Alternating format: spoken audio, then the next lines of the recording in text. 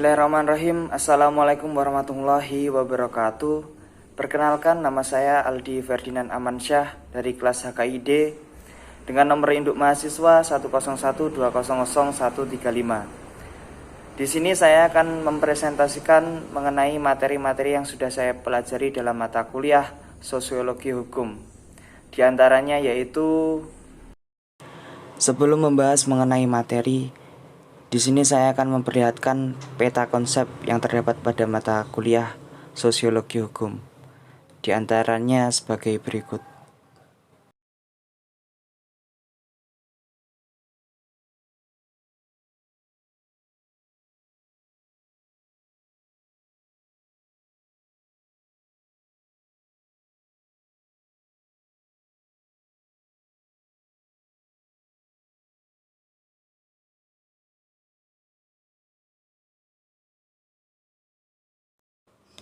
Materi pertama mengenai sosiologi dan antropologi.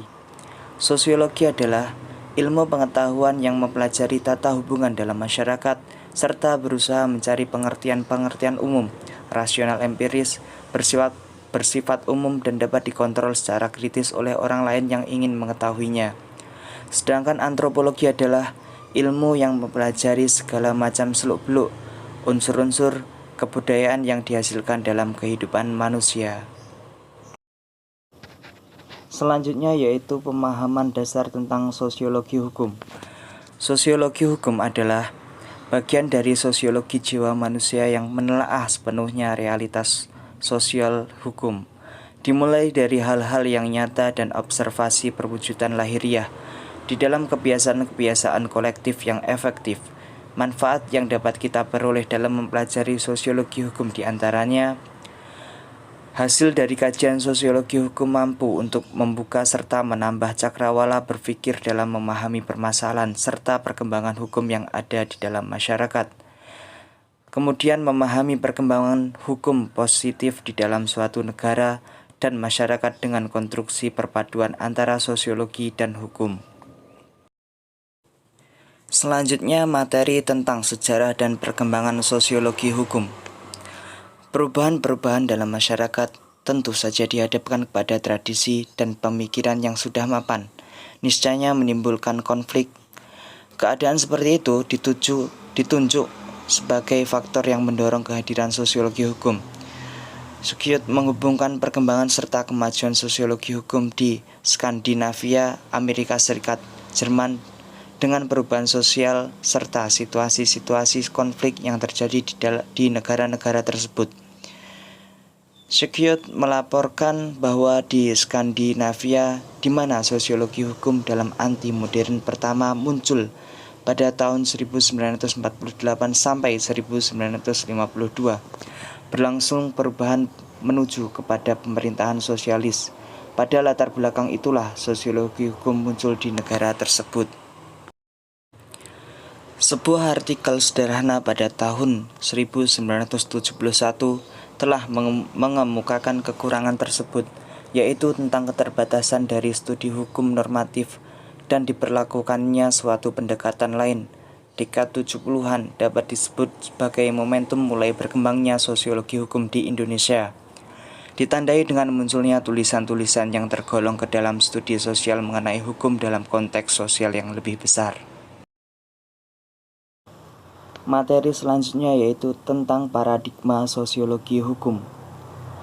Perbedaan antara aliran positivisme dan sosiologisme adalah positivisme memandang hukum sebagai suatu yang otonom atau mandiri, sedangkan sosiologisme memandang hukum bukan sesuatu yang otonom, melainkan sangat dipengaruhi oleh faktor-faktor non-hukum yang ada dalam masyarakat, seperti faktor ekonomi, faktor politik, faktor budaya, dan faktor sosial lainnya. Sedangkan persamaannya adalah keduanya memusatkan perhatiannya pada hukum tertulis atau perundang-undangan.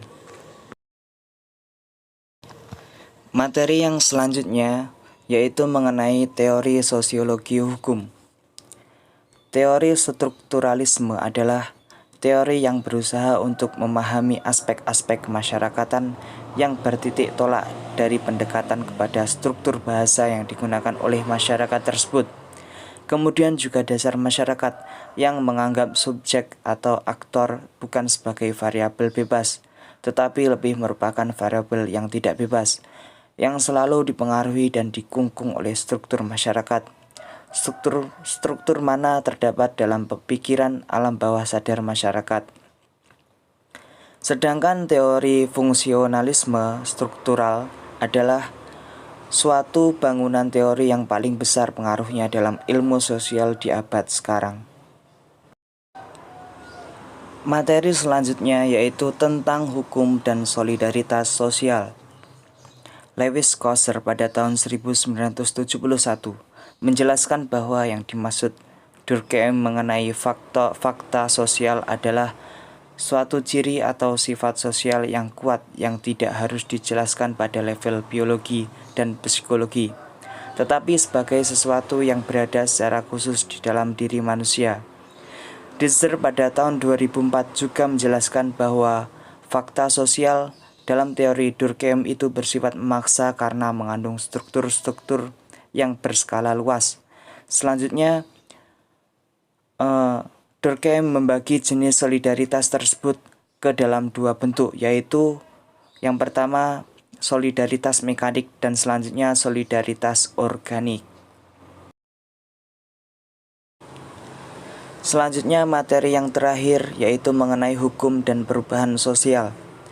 Surjono Soekanto merumuskan bahwa perubahan sosial adalah segala perubahan-perubahan pada lembaga-lembaga kemasyarakatan di dalam suatu masyarakat yang mempengaruhi sistem sosialnya, termasuk di dalam nilai-nilai, sikap-sikap, dan pola perilakuan di antara kelompok-kelompok dalam masyarakat. Dalam sistem sosial menurut teori cybernetik atau Surjono Soekanto, masyarakat mengalami perubahan sosial berdasarkan beberapa aspek, yaitu aspek budaya, aspek sosial, aspek politik, dan aspek ekonomi. Ya, mungkin cukup itu tadi presentasi yang dapat saya paparkan. Apabila ada kurang lebihnya, saya mohon maaf. Wallahul muwaffiq ila aqwamit thoriq. Wassalamualaikum warahmatullahi wabarakatuh. I know is not in her. She's a